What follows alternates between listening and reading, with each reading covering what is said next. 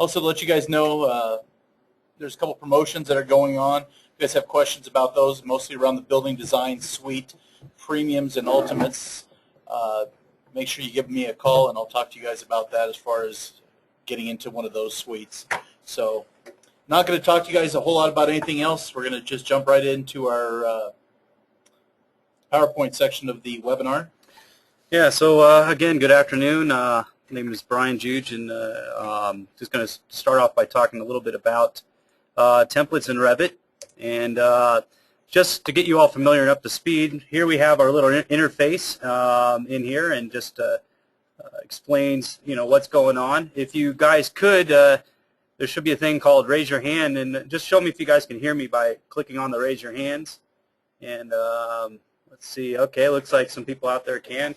Just always like to check that. Once in a while we started this where no one was able to partake. It looks like we got a pretty good crowd coming in. So I'll put everybody's hands down for a second. And yeah, from there, if you want, and we need to clarify questions further on, please, if you have questions, start typing them in the question prompt down there at the bottom, and we'll try to get through those today. Let's see, moving on to the next part. We've got a couple other upcoming events, Revit Radio, later this month or later next month, because today is leap year, is it not? It is. Yes, yes it is. One extra day today. So yeah, Revit Radio on March 16th. Also, we'll be doing another 4-part seminar on the AIEE 202, which is level of development, looking at BIM. We're going to have a couple of different panelists in there, architects, someone, hopefully we're going to get someone in on looking at liability, because that seems to be a hot topic, and going through all the different parts of development there. So I'm really excited about doing that, and that should be a pretty good series that'll be going on. The other thing we have coming up is just our upcoming classes. So if you guys are interested, here's just a quick snapshot of the next month and all the different Revit people we have out there. So with that, we'll just start jumping right into it. I guess before we get to that real quick, just to do a really quick, I want to do a quick poll just to see who we have in the crowd today. So let's see if we get all the inputs in there. Looks like we have a lot of architects, some structural, some people on MEP. And where are the result buttons? So you close it and then you show results. All right, so nope. Close it, and then we'll say share the results, and there we go. Looks like we have most everybody in here is architecture, but we do have a strong pulling of MEP and structural, so that's great to see out there. And now we'll on with the show, as it were.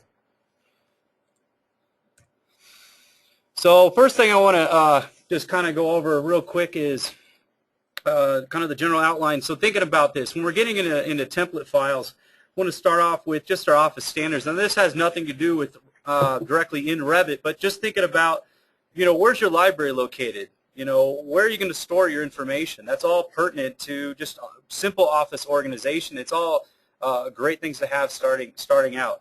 The next thing I want to get into is like a review process for new content. So not only do you want to include where you're storing that stuff on the server, but you want to have an idea of how is it going to be put in there, how are you going to introduce new items. Also, you want to talk about naming systems. What kind of naming conventions are you going to do for all your families that you're introducing, all your sheets, everything else? You've got to have spend the time in that area to get it working right. Because if you don't, you just fall apart. Am I right, guys? I mean, yeah, there's nothing to be said for not having that planned and put together. Also, you want to think about simple things, but always kind of a little sore spot with Revit is font. Arial is the default, and if you're going to commit to something else, you have to be willing just to spend the time to change all the tags and everything that's involved with that. So you want to take the time to develop your font style, and also look at the visual styles of your construction documents. So whatever that's going to be, however you want to lay out your sheets, your title blocks, everything else out, but just have your own personalization style for it. You want to have a kind of a thought on how that's going to be put together. So again, it's pretty simple no matter what program you're getting into, but it doesn't mind us just talking about it and bringing it up. It's always important to say. The next part is where I like to start is annotations. Again, going back to the font portion, if you're going to talk about annotations, you're going to go in and start looking at your different font styles because all your annotations have a font style. But it takes amount of time commitment to go in and to change those. So if you're looking at, oh, I'm going to change from Arial, I'm going to use City Blueprint or whatever, you're going to have to go and commit the time to doing that for all your tags, developing all your font styles, all your dimension styles. All those need to be converted over, and that's really a time commitment. It's not necessarily a long time commitment, but it's one of those where you want to get it out of the way. So we really want to address that first. Because if you don't and you get it halfway done, you start your first project and you've got half of it in Arial, the other half looks handwritten, it just looks sloppy. So take the time to get those done, get them out of the way. They are a chore, but once you get them through, it's nice to have that portion done. Next part you want to look at is the project types, or like I call project types. So for this, it's more of the simple maintenance of defining the origin, setting up your grid. You also want to look at the units that you're working in the snap increment. So if you're working on very small residential houses, you want to set up your initial origin and the grids to be kind of along that same scale of how big the house is going to be. But if you're going to do a big industrial complex, you want to set those grids and limits and units to work on that kind of scale. So jumping a little bit more into that, we're talking about units. You can go in and set your units up so that they have the tolerance level that what you need to. But if you're working on something more on a civil size, you might have your units set for something very big and your snap set for something big. But if you're going to look at using masonry units, maybe override the 6-inch snap to 8-inch. That way you're coursing correctly, and you have things like that are working on there. Take the time to look at your define your levels, and what I mean by that is a lot of architects start with everything on level 0 or a level 100. Well, instead of every time you open the template setting that initial height up, go out there and spend the time to put I'm starting at level 100, and then second level is level 200. Not only when you first develop those levels, take the time to name them correctly. Go out there and name them the way you want, main level, second floor, and we'll get into a little bit more of showing that. Also set up your project north. That definitely is a time saver in the long run. That way you got all the little bits out of the way. So take the time with the project types. Think about what you're doing. You might set up an initial grid. Say you're doing strip malls where you have 20-foot bays are already set up. They're 50 or 60 foot deep, and you've got that all out of the way. Just saves you time. It's something worth thinking about. The other part is your project contents. That's all your walls, your ceilings, your roofs. You definitely want to have those loaded in there. Let's not take the time to rebuild those every time or steal them from another project. Even though it might take a couple of minutes just to load families, save that time, do it once. Again, with templates, take the time to save the time. You want to spend a good 2 or 3 days developing your template, especially from scratch out there. And that does bring up another good point. Many people that are just starting out might not know there's actually 3 default templates or 4 default templates within Revit. So you don't have to start from a completely blank one. Open one up that already exists. You've got the default. You also have one that's construction, another one that's commercial, and another one that's residential. And they all have fairly good things already established in it. In addition to having the doors, walls, windows, load in your sheets. Preload the sheets that you want to have in there. Have that ready to go. Also have your schedules set up, and then your legends too. The next one getting into is views and visualizations. Just setting those up so you have all the views ready to go. That way you're not going in and setting up new view templates. You've already done those and figured them out. Build your filters. Already have those already put in there and working within your project. It just saves a lot of time. Pre-generate your views. That's going to be a time saver in itself. And we have other things like doing placeholder links So if you're always linking in MEP and structural, you can have those set up and have the visualization portion already working within your model. That way when they get dropped in later on in the project, you don't have to take the time to build those. So those are all things you can have set up and ready to go. Loading up your object styles, looking at your materials and hatch patterns and your line weights, all that stuff is kind of the same. So with that, I'm just going to start jumping in here, and I'm going to here's my startup screen. That's another great thing to have, and one of the things you can see is that it has some general notes, but every time you go and change something with in your template file, you can have a little section down here that gives notes to other viewers saying, hey, this is what's going on within the model, or this is where I'm currently at. If you have that startup view, you can have one location that says, you know, hey, Bob, you know, fix this set over here. This is where I was. I went on vacation. It's just a little nice general place where everybody starts up to. So not only do you have the startup plays giving you your whole standards for how you're building things, but continue to develop this as you add things in it, and you can use this to kind of give notes to other people. So kind of jumping into this a little bit, you can see over here I've got my project browser, and you know it's laid out by type and discipline, and we can look at, you know, how is this laid out, what's in here, why are the type properties the way they are, and you can see if we go in here by the type, we can go and listen to it by type and discipline. We can go in just by listing it by all the parameters and just see how the structure changes for all those. So now it's just done by floor plan. So you can take the time to look at how this is being structured, and that's just a big time saver in itself. We can just organize it by phases or views not on sheets, by discipline. So we have a bunch of different things in here that we can do. Is it true that Worksets cannot be preset in a view template?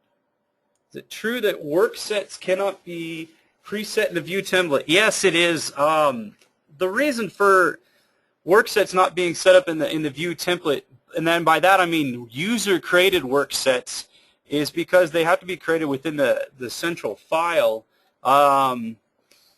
So that portion of it doesn't get actually created until afterwards.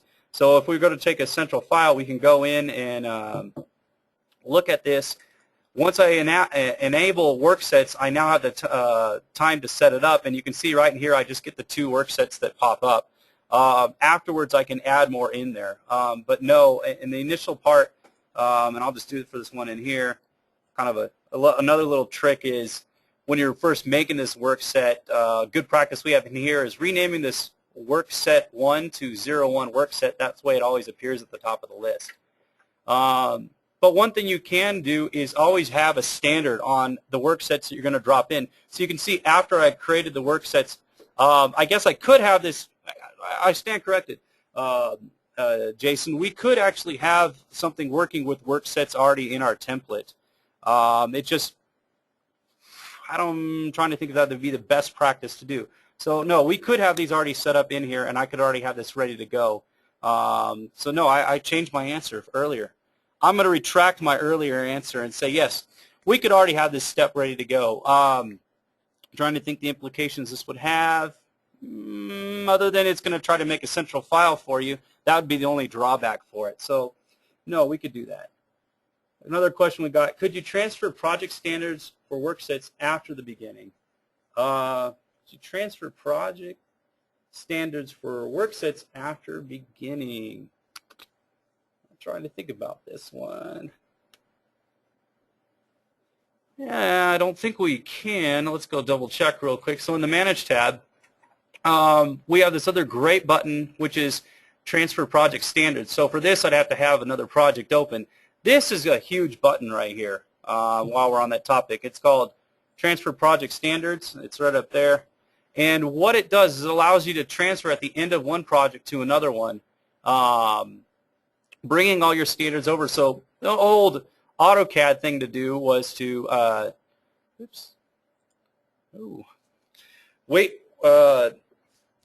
AutoCAD thing to do was to, after your project was over, you'd open the last one, you'd hopefully erase all the geometry, and then start a new project, praying that that old project you used didn't have any leftover geometry or anything else that was going to mess up your last project. What Project Standards allows you to do is I can go in here and create a new project. Let's say that this one I'm in is my old one. I open a new project, base it off of one of my templates, and now what I can go and do is go over to my Manage tab, say Transfer Project Standards, and now go in and transfer those over. And we do actually have work sharing display settings, so I could transfer those over, RJ, and let's see, check none, hit Worksets, hit OK, transfer those over, and it didn't quite look like it picked up on all those. So I'll have to take another look at that a little bit, but these are all good questions to have in there. But to answer Jason's question from earlier, I can definitely have the work set in the view template ready to go. So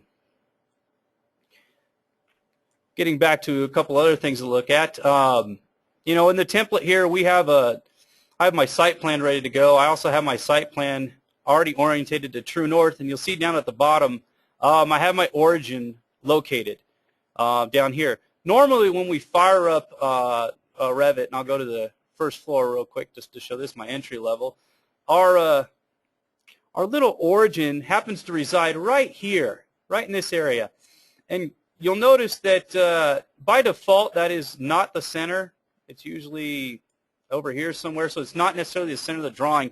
For Revit structure, it's also in another place. So they're in kind of foreign places to each other. They don't really relate to each other. So one of the first things we'll go and do for the template is set up our origin point, and I like to place it over here.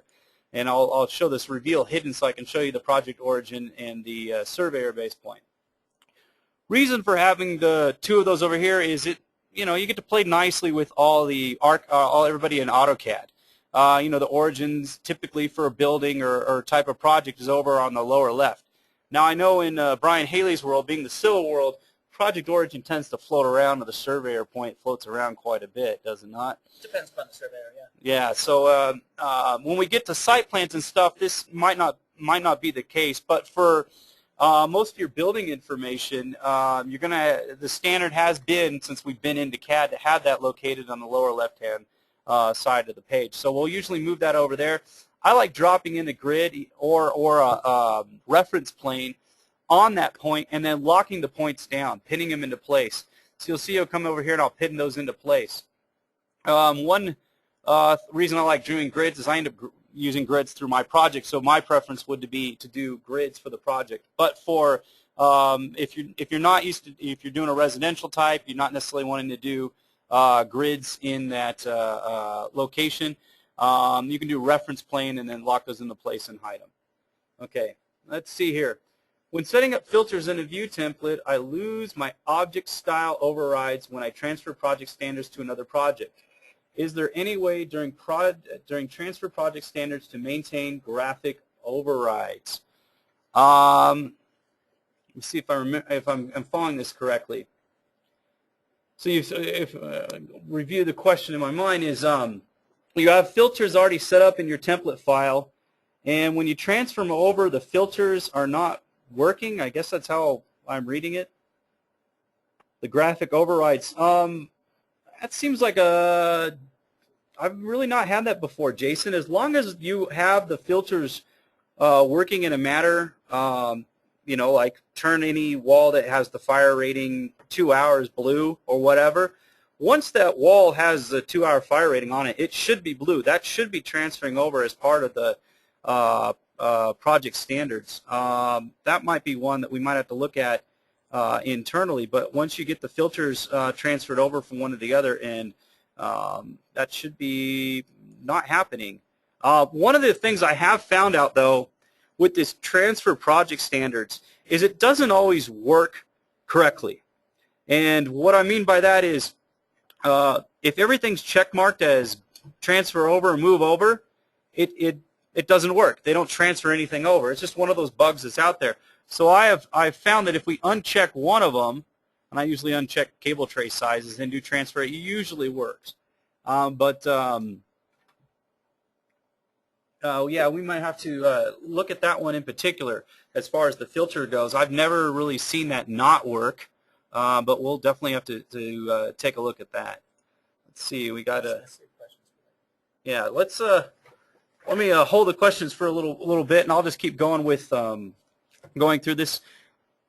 Keep asking your questions. Yeah, So we're just going to pause on the answering them for now. Yep. So in here I've got my little area of architectural. I've renamed the names to where I want them to be. Again, I've seen people go in and every time open up their project and rename the levels. Just stick to the levels that you want.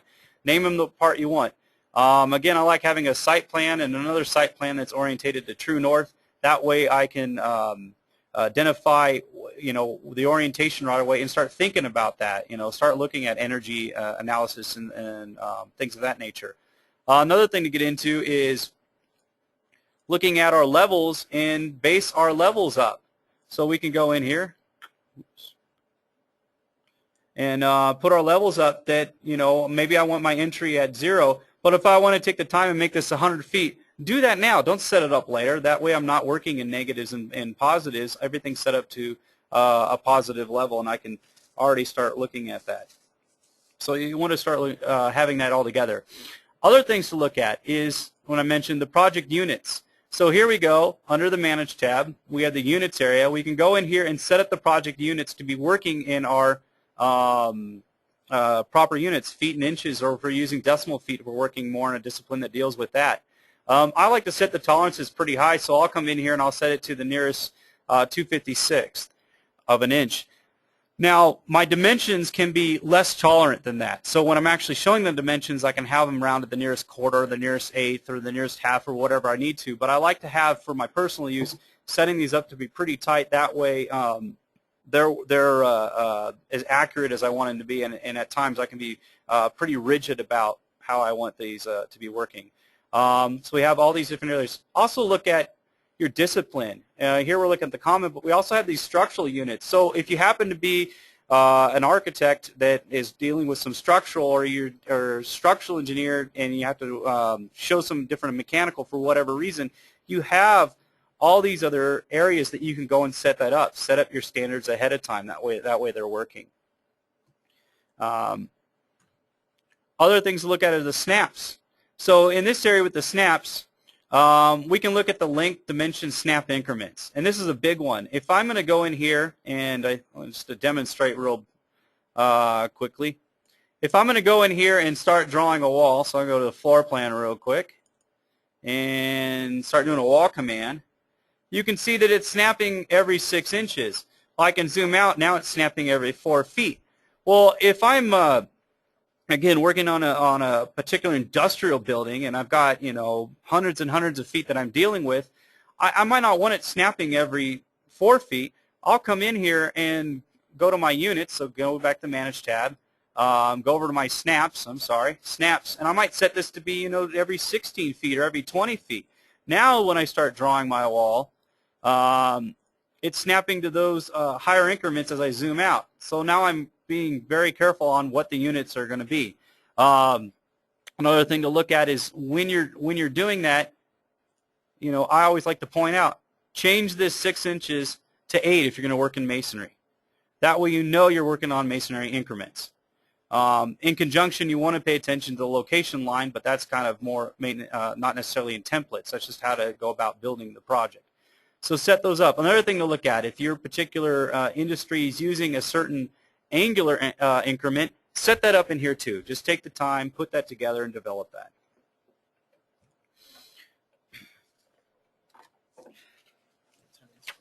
Yeah, so take a little chance here for a second and answer another question. All right, Jason is asking, I set color settings in the filter, and when I transfer, I lose the graphic override. When you transfer it over, you lose the graphic override. So again, we're going back to the filters. So we get in here and let's go back and look at our visibility graphics. So going in and editing or adding new filters. So we can go in here and add a filter. Here we have one where the function equals interior. So we've got it for, if we call down here, this is applying to doors and ramps and everything else. So I'll say check none. And if I come down and set one up for walls and say the wall, let's just do comments, I always like that one. If the comment equals, 2 hour, we apply that. We set up that particular template, then we add, it's called interior, I should have renamed it, but now we can go in and look at the projection. Is it a projection line or a cut line? We have to pay attention to that. And for walls, we definitely want to have a cut line. So we'll come in here and set it to be the blue. Oops. Losing all my little icons here real quick. Blue walls. And so we can see that this particular one, I'll say edit new, and I'll call it, instead of calling it interior, I will duplicate one real quick. So we can have one for 2 hour, we can have one for 1 hour, and for the 1 hour one,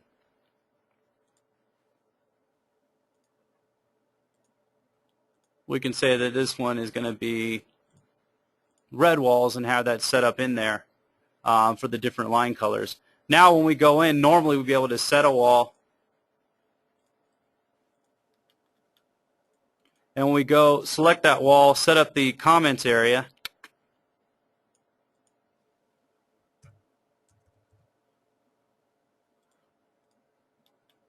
we should have,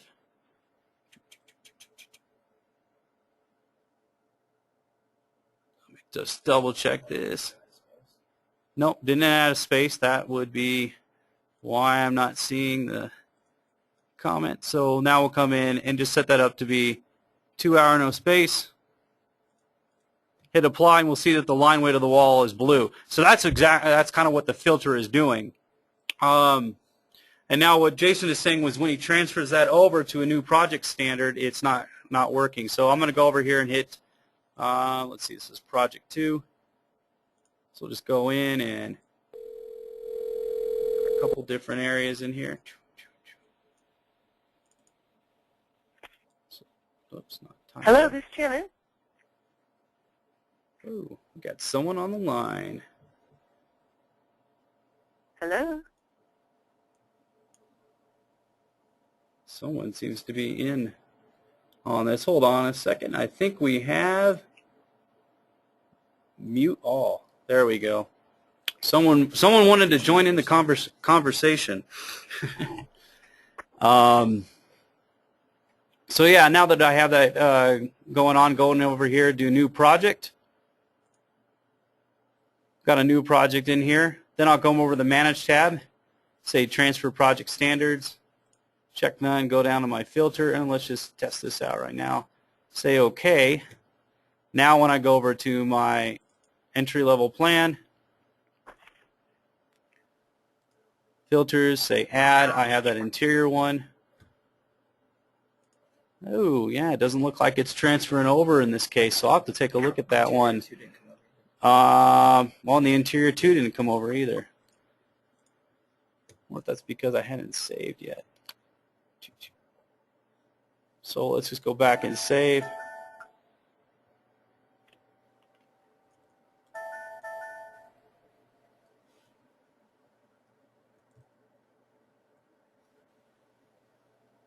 Close a couple of these windows real quick.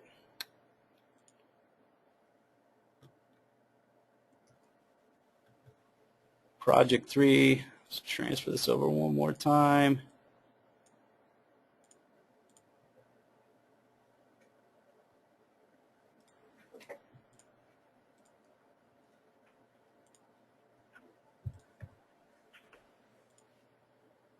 Now we've got them both over, so there's 1, there's 2.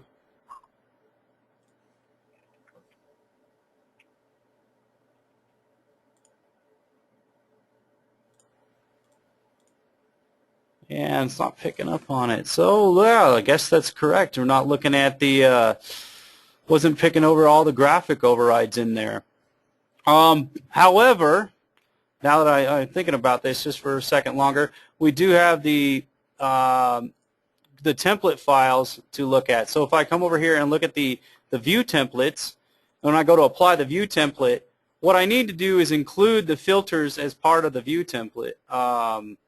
So here we have the visibility graphic lines part of the view template, and if I had included the filter in part of this, so if I came in here, added that particular one in here, and had this already set up, that would be included as part of the override.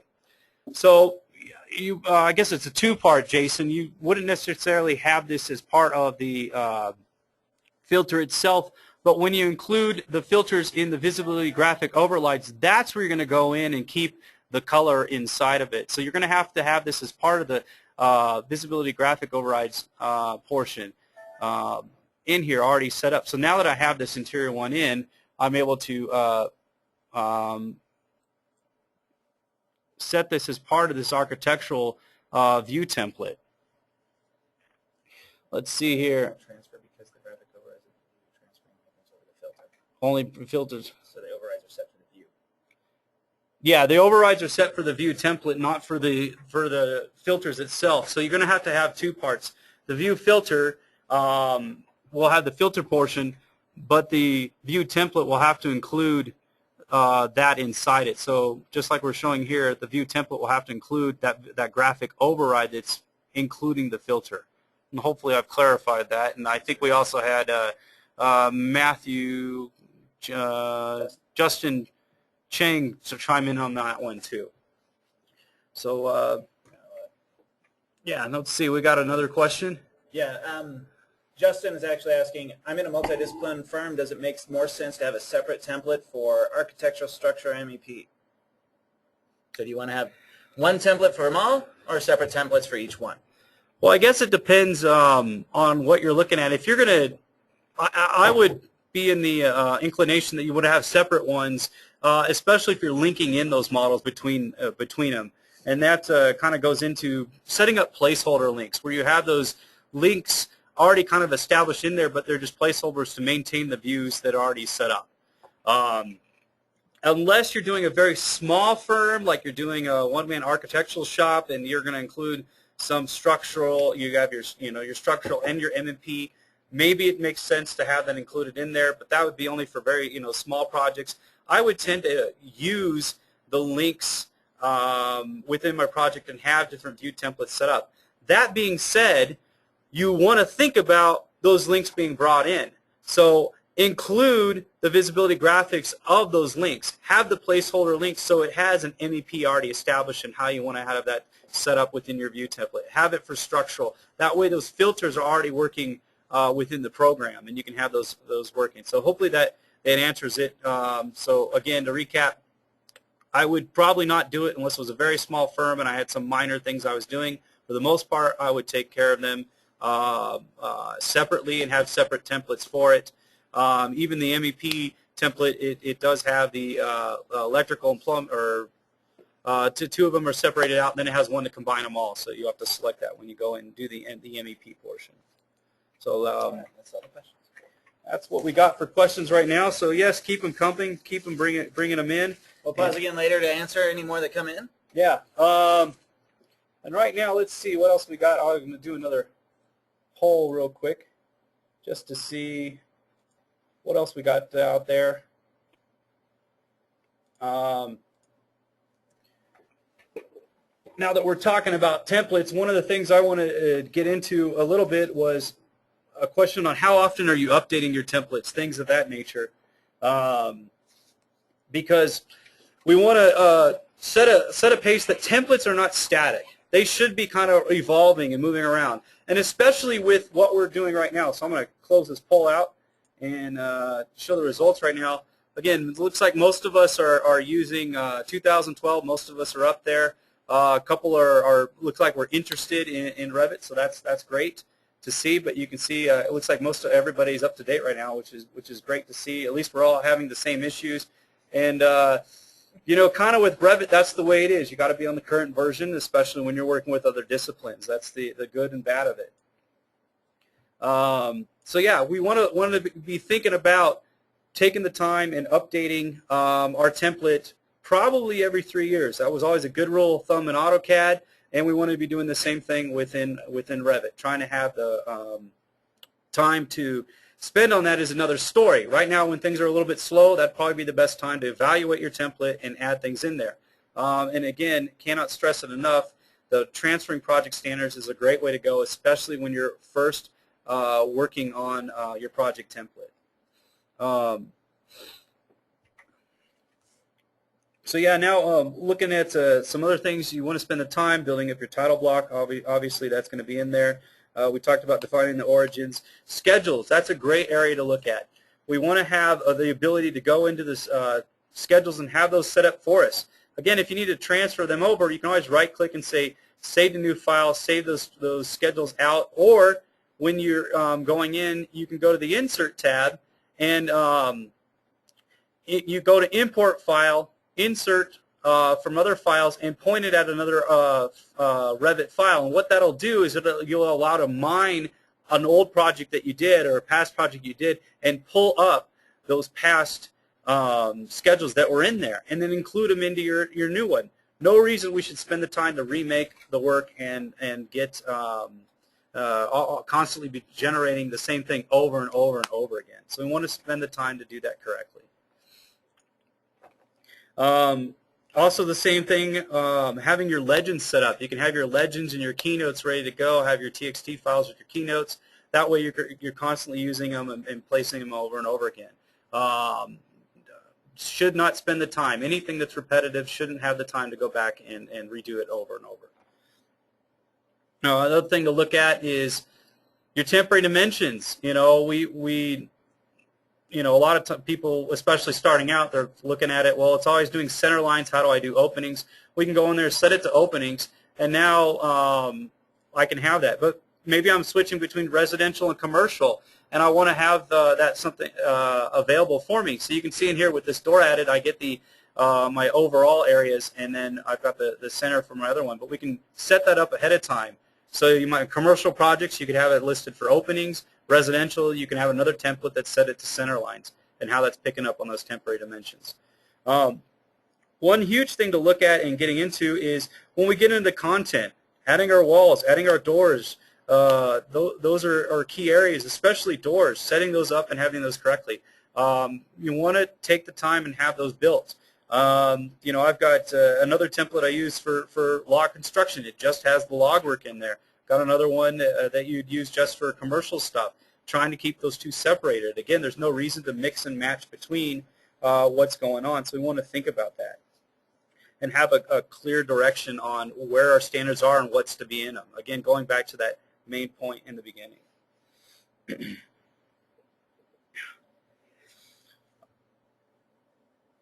The other one to look at is going down this list. So we've got our fill patterns. We've got our line type styles, our line weights, setting all that up so it's going over correctly for each project. You might have to set up different standards for an SD portion, a DD portion, a CD portion, so you have the different visual styles that you'll be developing. Take the time to build those in here, get those all set up. Also go in customizing your section tags, your elevations, your callouts. Case in point, here's a tag I have. This is just for my construction, and all it is just showing me that it's used for construction. It's not going to be used for anything that's going to show up on a sheet, and that's nice to have. And it's just called a working section. But if I have a wall section, I can still draw the default wall section, and it's working like normal. So I have both of these set up. They go to different areas. Here we have my working section drawings. Here we have my wall section drawings. And within the project browser, you can set those up so that they're going into other areas. Again, making your life easier, that's what it's all about. The biggest thing with templates is to take the time, invest the time into building a template that works for you. Jesse is asking, are template settings overrides affected when upgrading Revit versions? Yeah, yes, they are. You're going to have to go in and remap some of these because it's a different version of the software you're working in. So the templates that you have set up for one version necessarily won't be set up for the other. So you're going to have to go in and reevaluate those standards out there. And let's see. I had a quick, that's a good time to bring up my next we talked about all these, but the tips for templates. So I want to talk a little bit about this. Yeah, you want to have the time out there to invest in those new ones. You have the transfer project standards. That's available to you. So you can go and do it, but you're going to have to reload the families. You're going to have to go in and set that all up. I kind of might frown upon taking one version and going directly to another. It's going to work some of the times, but different jumps, like going from 9 to 10 was a big leap, where that might not have worked. Because each version of Revit is independent from the other, they change different things. So you want to have an idea of what's going on. What was Revit focusing on? What were the big changes being made? So just kind of take us through this list here. Have a clear direction of office standards. Again, we talked about that. And when you're starting out, just go through the remedial tasks. But really, that one, evaluate the template a minimum of every 3 years. You might want to do it every year. And it does take a lot of time to do, but you want to do it from the basic default. Again, with Revit architecture, you have those 4 default templates. They're going to constantly be adding new content into it. Include that with it. Don't become stale with your projects. Don't take advantage of new tools that are being brought out there. There can be a huge thing that is lost just by you not looking at, well, what did they focus on this year? Was it some new way of doing views, or a new way of doing templates, or something like that? Look at those areas where Revit has focused. Include all that, and then go to that most important button, transferring project standards. Understand that not all the project standards are being transferred over. You won't get things like windows. You will not get things like doors. You're going to have to invest time on building those particular objects. The last point on there, be project focused, not template focused. And what I'm really getting in on that is, don't try to conform to your template. If you have a new project out there and you're going to be working in a new area, let's say, especially right now with the way the economy is going, you were working in commercial projects, and now you're getting more in hospitals and medical. Change your template file to reflect that. You're going to be in it for a while. Don't let your template, your projects conform to your template. Take the time to make your template conform to your project. It really will save you so much in the future, and you'll probably end up getting better results out of your work. I mean, as an architect myself, just investing in that time, making sure that that's built in there, especially when you have a lot of downtime. That's great to have. So let's see, any other questions coming through? Not right now. No. Well, again, that's. Do you have anything? Are you finishing up? Yeah, I'm kind of getting there. I didn't know if We got one anybody question wanted to for the end. Okay, we got another question for the end. Yeah, let's hit it up. Again, probably one other area to talk about, I'm sorry, is looking at the printing standards. So going over here to the print area and do your print setup. We kind of forget about it, but those starting out that are brand new, take the time to set up your print setups. Also look at the, I still call it batch plot. But going in there in the printing, look at the print range. Go in here and select the session, create new sheet sets, and have the investment into that. I know a lot of us forget about that because we already have it set up, but once you go in here and invest the time to have this going for you, especially if you're going in and you're having that same project over and over and over again, you can do a half-size set, full-size set, have that ready to go.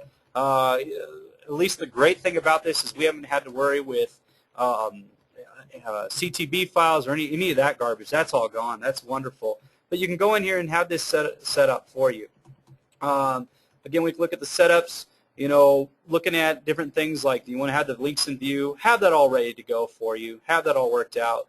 Other things to think about is, when you're developing your title block, don't have it be a raster image if you can avoid it. It will slow down your printing process. In fact, it will default most of the time to have all your prints run as raster rather than vector graphics, and that definitely can slow things down. So to take the time to redraw your logo with detail lines and masking regions, that's going to save you so much. At least spend the time of doing the text portion of it. I couldn't understand why people didn't invest, especially now that we can go to true type fonts and work with that. take the time to bring that over. You know, you're not going to be able to do it in a complex logo in an hour, but take the time and build that. So we had All right, Justin has a question. Do you make use of source files for bringing in families, sheets, and schedules you may not want in the templates? Do you make use of source files?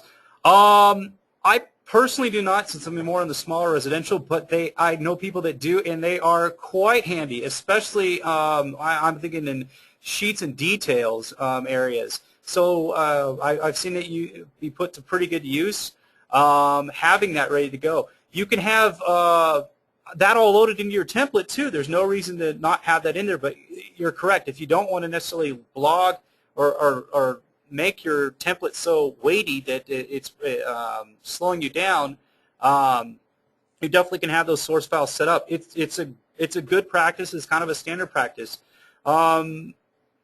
My reason of thought, though, is questioning it. I always find it easier to delete things out of the template than to go find them and add them. So a lot of times you might think of putting, you know, most things in your template or a lot of things into your template. That way, it's easier to delete them out. Case in point, I have a basement in here. How easy is it for me to go in and say, oh, I don't need a basement. I can go in here to the elevations, go in the east elevation, and delete the basement out.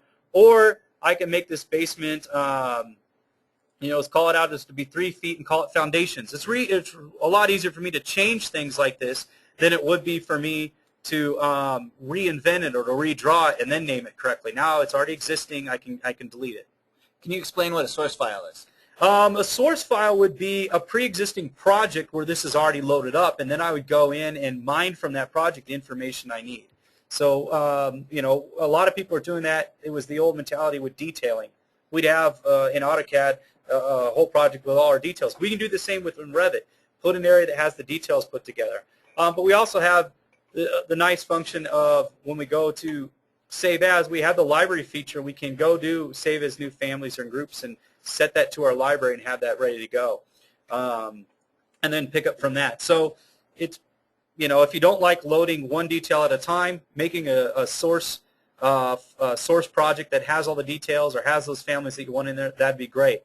However, but getting into that a little bit more, Jason, if you're finding yourself that half your projects you're loading this stuff in and the other half you're loading a different portion in, why don't you make a template that includes each one of those, option A and option B, and when you start that project, you're just picking from one or the other. That would be another way of looking for it. But really, source files are a great way to go with it. All right.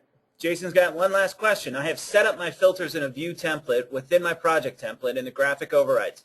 Color and line types do not transfer when I attempt to use the transfer project standards. My files are Workshare enabled. Is it your recommendation to only use transfer project standards from one central file to another, or does it matter whether the file is a desktop copy or a central file?